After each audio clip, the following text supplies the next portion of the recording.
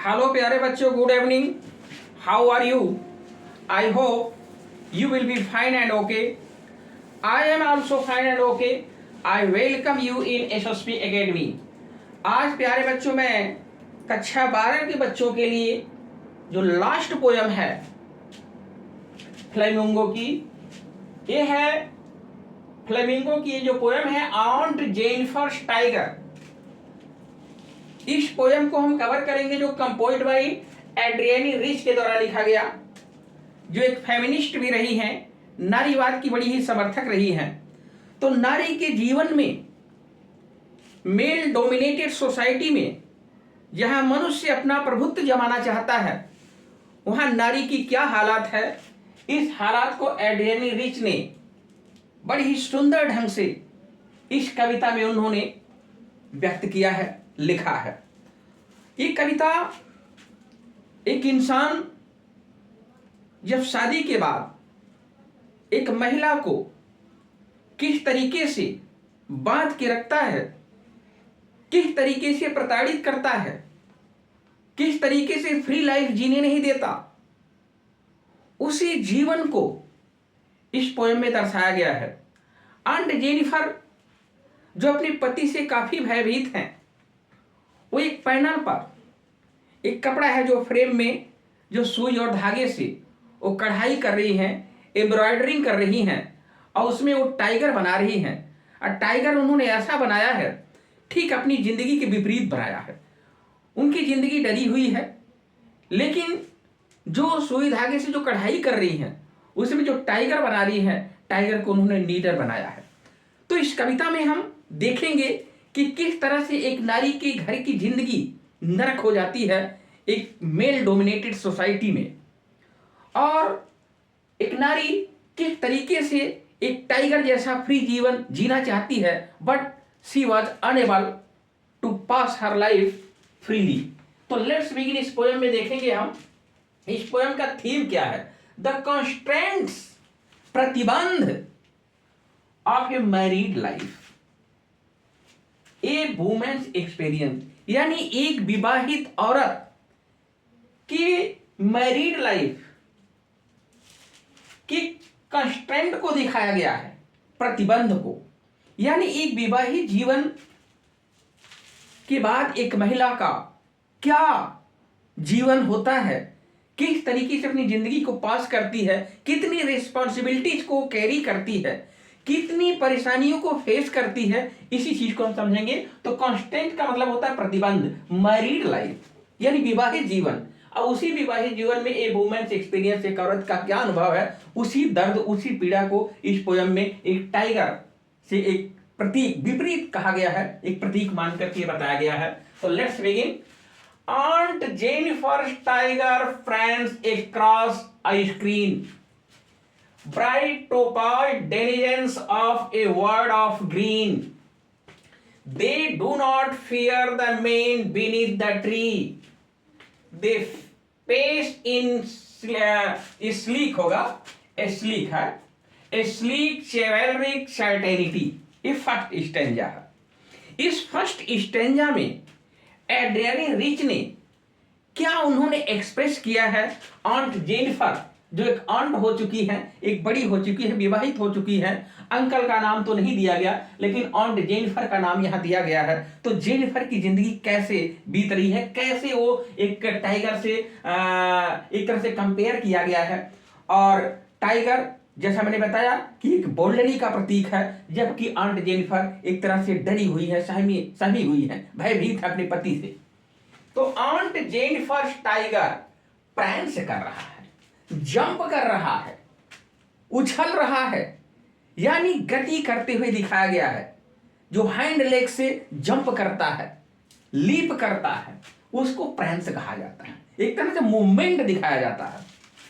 तो वो जो कढ़ाई कर रही हैं, जिस कपड़े पर वो फ्रेम में कढ़ाई कर रही हैं, उस पर जो टाइगर वो बना रही हैं, वो टाइगर उछलता हुआ दिखाया गया है। ठीक है, ये बात समझिए क्लीन।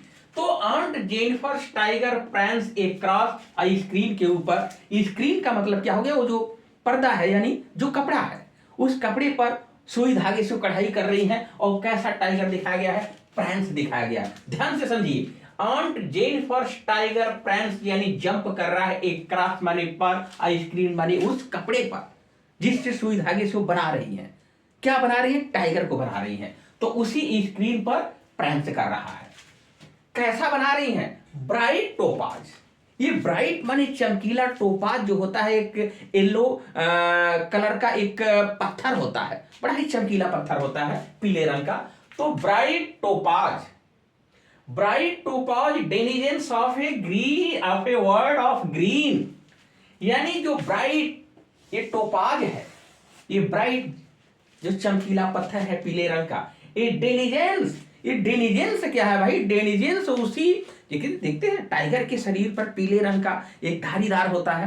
तो ये एनिमल्स को कहा गया है डेनिजेंस एनिमल, जो कहीं विशेष इलाके में रहता हो, जैसे इलाका बताया गया है वर्ल्ड ऑफ ग्रीन यानी जंगल की दुनिया।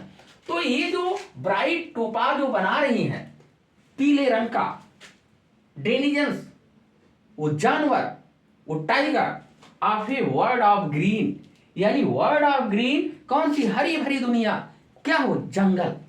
तो जिस तरह से जंगल में बड़े ही फ्रीली मूवमेंट करता है कौन? टाइगर। तो ये जो टाइगर कर रहा है क्या आंट जेनिफर की जिंदगी में उस तरह से फ्रीली है?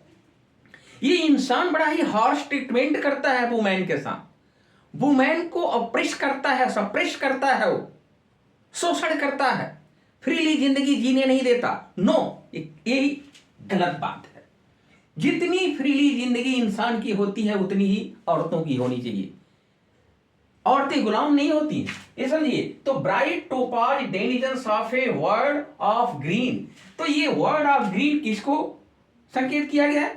फॉरेस्ट को। तो फॉरेस्ट में ये जो डेनिजेंस जो एनिमल है पीले रंग का जिस पर धारियां हैं, बड़ा ही खूबसूरत है, उसी तरह के टाइगर को अपने उस फ्रेम पर, कपड़े पर कढ़ाई कर रही है आंट जेनिफर। यानी वो दिखा रही है कि उनकी जिंदगी में कुछ और है, लेकिन टाइगर की जिंदगी में कुछ और है। वो टाइगर जैसा जिंदगी गुजारना चाहती है, लेकिन उसका हस्बैंड बहुत ही क्रूअल है, बहुत ही निर्दयी है।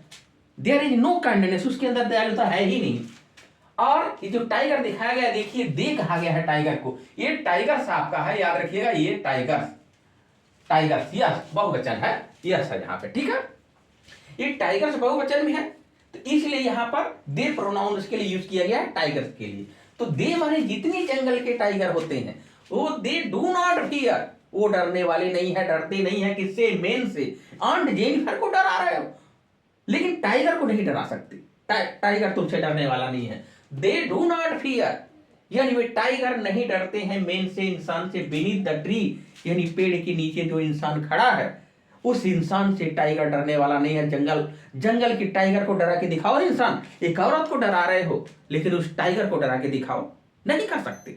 तो उसी तरह की एक फीलिंग को, जो इनकी इनर फीलिंग जो है, इमोशंस है, उसी को आंट जेनिफर इस कढ़ाई के माध्यम से शो करना चाहती हैं। एक तरह से बड़ा ही कंट्रास्ट दिखाया गया है, एक तरफ डर है, एक तरफ कहा जाता है कि निर्भय।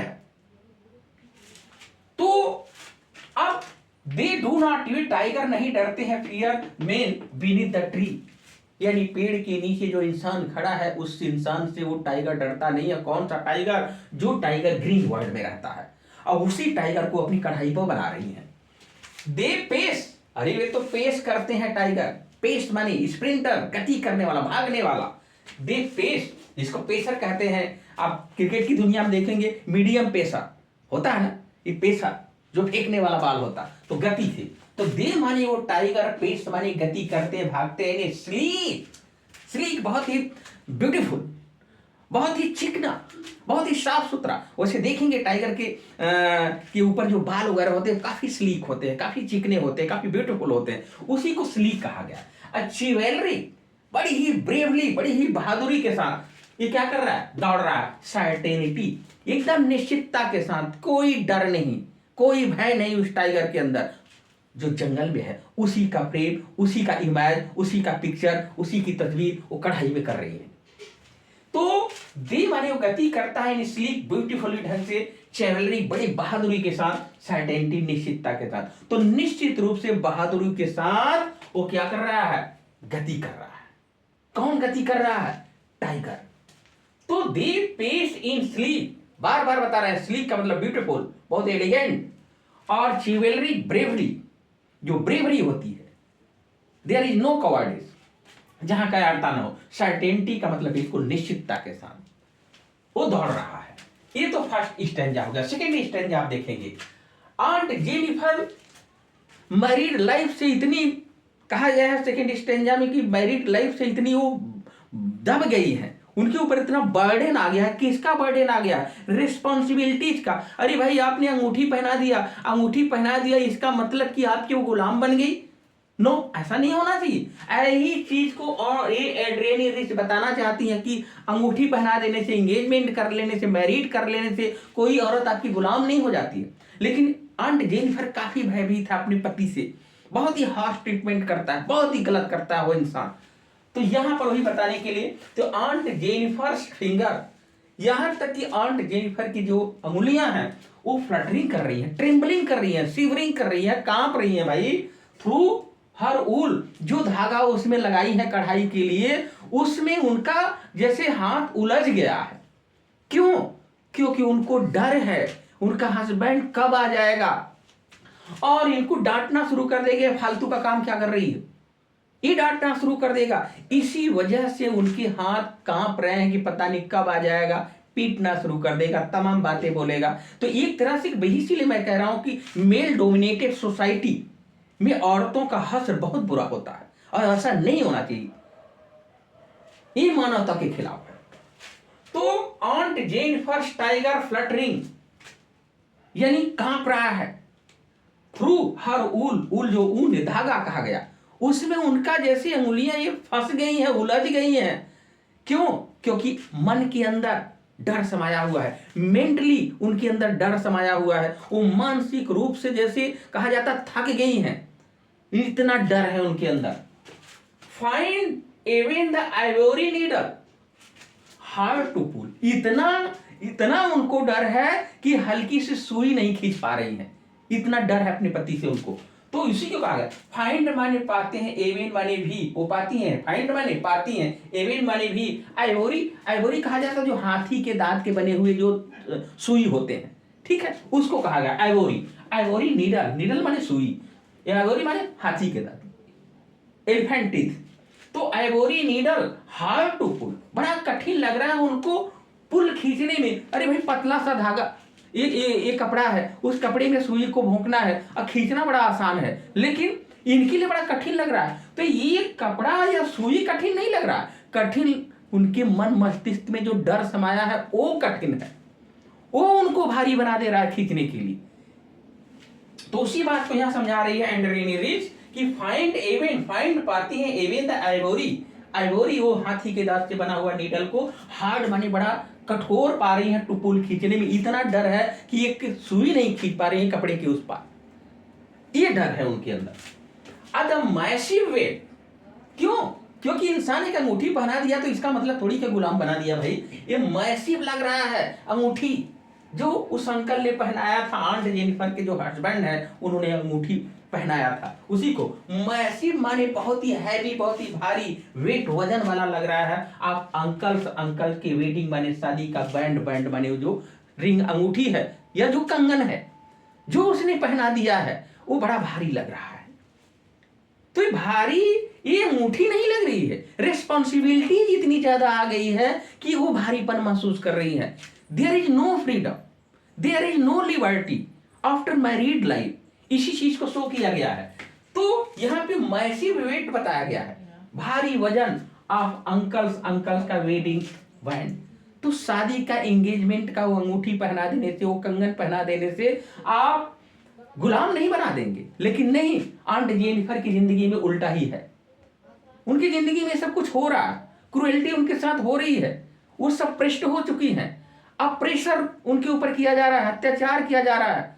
देयर इज, बहुत जगह कहा जाए कि there is no mental peace, मानसिक शांति नहीं है, ये पति का डर समाया हुआ है। तो अब यहाँ पे massive weight of uncle's wedding band, इनके शादी का जो बैंड है, जो अंगूठी है, वो कैसा लग रहा है? बहुत ही हैवी वेट वाला लग रहा है। हैवी वेट किस वजह से, मैंने बता दिया कि डर की वजह से, रिस्पॉन्सिबिलिटी, उत्तरदायित्व की वजह से। फिर आगे, अब ये अंगूठी कहां बैठा हुआ उनके हाथ में, सिट्स माने बैठा है, हैवली माने भारी रूप से, अपॉन आंट जेनिफर्स हैंड, उनके हाथों में बैठा हुआ है भारी रूप से। जैसे मालूम पड़ता है कि अब इस जिंदगी से उनको छुटकारा मिलने वाला नहीं है, वो गेट रीड ऑफ नहीं हो सकती इससे। शादी होने के बाद सारी रिस्पॉन्सिबिलिटी उसके घर की उनके ऊपर आ गई, ठीक है, रिस्पॉन्सिबिलिटीज आ गई, लेकिन डर की वजह से, भय की वजह से, आतंक की वजह से ये सही नहीं है। तो आंट जेनिफर की जिंदगी में कुछ ऐसा ही हो रहा है, उनका पति बहुत ही क्रूएल है। तो अब ये अंगूठी सिट्स बैठा है हैवली भारी रूप से upon aunt Jennifer's hand, aunt Jennifer के हाथों में, और इस जिम्मेदारी से, इस भय से शायद उनको जीवन भर मुक्ति नहीं मिला, यहां तक कि मरने के बाद भी मुक्ति नहीं मिला। अब आप कहेंगे कि मरने के बाद कैसे नहीं मिला, सारी बात को मैं समझा रहा हूं कि आंट जेनिफर की मौत हो जाने के बाद भी शायद ये रिस्पॉन्सिबिलिटीज खत्म होने वाली नहीं है, क्योंकि मर जाने के बाद भी इंसान बोलेगा कि ये आंट जेनिफर किसकी वाइफ है। तो वो अब उनका जो पति है, वो पति की जो रिस्पॉन्सिबिलिटी, जो रिलेशन है, मरने के बाद भी खत्म नहीं है। लोग कहेंगे फला इंसान की पत्नी है। यही चीज को लास्ट स्टेज में बताया गया है। When aunt is dead, जब ऑन्ट जेनिफर मर जाएंगी तो हर टेरिफाइड हैंड, तो उनके टेरिफाइड माने भयभीत हाथों में भी लाई माने पड़ा रहेगा क्या, वही अंगूठी जो उन्होंने पहनाया था, मरने के बाद भी पड़ा रहेगा। मरने के बाद भी वो अपने हस्बैंड की वाइफ ही कहलाएंगी। तो मरने के बाद भी परेशानियां खत्म होने वाली नहीं है, मरने के बाद भी उनको अपने हस्बैंड से छुटकारा मिलने वाला नहीं है। नाम तो नाम रहेगा, लोग वही पुकारेंगे। इसी चीज को इसमें शो किया गया है। तो व्हेन ऑन्ट इज डेड, जब मर जाएंगे तो हर माने उनके टेरिफाइड माने भयभीत हैंड्स माने हाथों में विलाई माने पड़ा रहेगा। उनके हाथों में ऐसे डेड बॉडी पड़ी है, ऐसे हाथों में अंगूठी पड़ी रहेगी। और स्टिल अभी भी स्टिल बताया गया कि मरने के बाद भी स्टिल अभी भी रिंग माने पड़ा है विद ऑडियल्स। ऑडियल्स का मतलब वो बैड ड्रीम, वो बुरे सपने, जिन सपनों को उन्होंने जिंदगी भर फेस किया, अरे मरने के बाद भी फेस कर रही है। तो ऑडियल का मतलब होता है बैड ड्रीम, बुरे सपने, वो हार्डशिप, वो कठिनाइयां, वो डिफिकल्टी जिसको उन्होंने फेस किया पूरी जिंदगी भर। उसी चीज को यहाँ शो किया गया है। Still ringed with ordeal she was mastered by, जिसके द्वारा उनको मास्टर्ड किया गया, जिनके द्वारा उनको हैंडल किया गया, जिनके द्वारा उनको शासित किया गया, जिनके द्वारा उन पर कानून चलाए गए, पति के द्वारा। तो पति के द्वारा एक तरह से उनको गवर्न किया गया। तो यहां पर उसी चीज को समझाया गया है। Still ringed with ordeal she was mastered by. Mastered by का मतलब उनके ऊपर शासन चलाया गया, उनको कंट्रोल किया गया, और वो भी धमकी के साथ, थ्रेटिंग करते हुए। तो ऐसी चीज मेल डोमिनेटेड सोसाइटी में औरतों की जिंदगी नरक हो जाती है। इंसान ऐसा ना समझे, जितना हक तुम्हारा है उतना ही हक लेडी का है। तो मैं इसी का पक्षधर रहा हूं, दोनों को समान राइट मिलना चाहिए। तो स्टिल रिंग माने मरने के बाद भी रिंग, ये स्टिल माने अभी भी, रिंग माने अंगूठी, विद ऑडियल माने बुरे सपने के साथ पड़ा हुआ है, लाई पड़ा है। क्या कहा गया कि व्हेन ऑन्ट इज डेड, मर जाएंगी, हर टेरिफाइड हैंड, उनके भयभीत हाथों में भी लाई पड़ा रहेगा।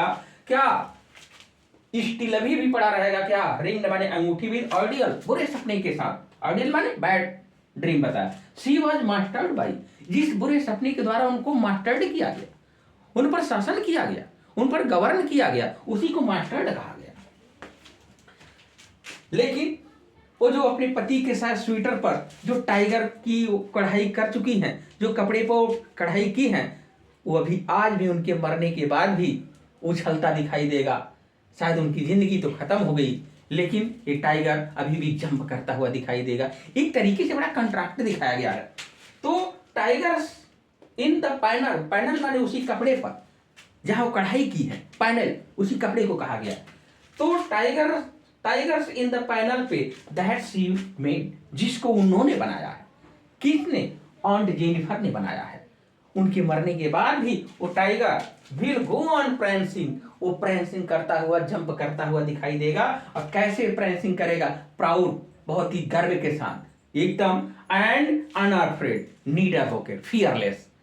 तो उनके मरने के बाद ही वो टाइगर जिसको उन्होंने उस कपड़े पे बनाया है वो स्प्रेंसिंग करता हुआ, जंपिंग करता हुआ दिखाई देगा, प्राउड, बहुत ही गर्व के साथ, एंड अनअफ्रेड यानी नीडर होकर के। तो इसमें थोड़ा सा आप देखेंगे इस पोयम में राइम स्कीम थोड़ा सा मैं बता दूं आपको। ये इसमें याद रखिएगा कि 12 लाइनें हैं, ये 3 स्टैंजा है 4-4 का आपका, 1 2 3 4 5 6 7 8 9 10 11 12। अब इसका राइम स्कीम आपको बता दे रहे हैं। राइम स्कीम देखिए, स्क्रीन ग्रीन यानी ए और फिर ए, स्क्रीन और ग्रीन मिल रहा है। अब ए ट्री सर्टेनिटी, ए आपका क्या मिल रहा है, बी और बी। प्रोनाउंसिएशन देख लीजिए, उल पुल, बी के बाद क्या होगा, सी सी सी। अब आपका अगला देखेंगे, बैंड हैंड, ये डी और डी, राइम स्कीम, तुक मिल रहा है। इसके बाद लाई बाई, डी के बाद क्या, सी A B C D E है, सॉरी ई, फिर ई, ये ई मिल रहा है। फिर इसके बाद आपका मेड अफ्रेड, यफ आएगा यहां और ये यफ आएगा। इसका मतलब आपका जो राइम स्कीम है, A B C D E, इसके बाद आपका आएगा एफ, ये आपका है एफ आएगा, एफ आएगा, क्या आएगा, एफ, ये आपका राइम स्कीम, ठीक है। अलंकार आपका आया है, मेटाफर देख लीजिए, आपका यहां मेटाफर आया है। मेटाफर आपका आया है ये ब्राइट टोपाज, यानी टाइगर की जो तुलना की गई है किससे की गई है, ब्राइट टोपाज से की गई है, और आज लाइक सो नहीं है। तो कौन सा अलंकार पोएटिक डिवाइस हो जाएगा आपका, मेटाफर। ये आपका पोएटिक जो डिवाइस आपका आया है ये मेटाफर आया है, मेटाफर, ठीक है। मेटाफर आपका आया है किसमें, ब्राइट टोपाज, यानी ये पीला चमकीला होता है तो टाइगर भी वैसा होता है, तो इसलिए आपका मेटाफर आएगा। यहां पर आपको पर्सनिफिकेशन दिखाया गया है। पर्सनिफिकेशन देखिए, स्लीप चैवलरी, ये जो वीरतापूर्ण जिसको बताया गया ये इंसान के अंदर होता है, तो यहां पर आपका पर्सनिफिकेशन हो गया, पर्सनिफिकेशन। तो यहां पर एक तरह से जीव से भी कंपेयर कर दिया गया है। तो यहां पर स्लीप और शिवेलरिक में आप देखेंगे पर्सनिफिकेशन एक टाइगर और एक इंसान के रूप में शो किया गया है। इसके बाद आपका हाइपरबोल आया है। हाइपरबोल आप देख लीजिए, हाइपरबोल आपका आया है मैसिव में, ये मैसिव इतनी भारी वजन वाला, अरे भाई अंगूठी तो बहुत वजनी तो होता नहीं है, बहुत वजनी नहीं, तो हाइपरबोल आपका आएगा, क्या, हाइपरबोल। अतिशयोक्ति बताया गया है मैसिव वेट में, मैसिव वेट में आपका क्या बताया गया है, हाइपरबोल। तो ये है आपकी पोयम। इस पोयम को अच्छे से पढ़िएगा आप, और बड़ा ही इंपॉर्टेंट पोयम है और बोर्ड परीक्षाओं के लिए काफी यूजफुल है। तो thank you so much, good luck.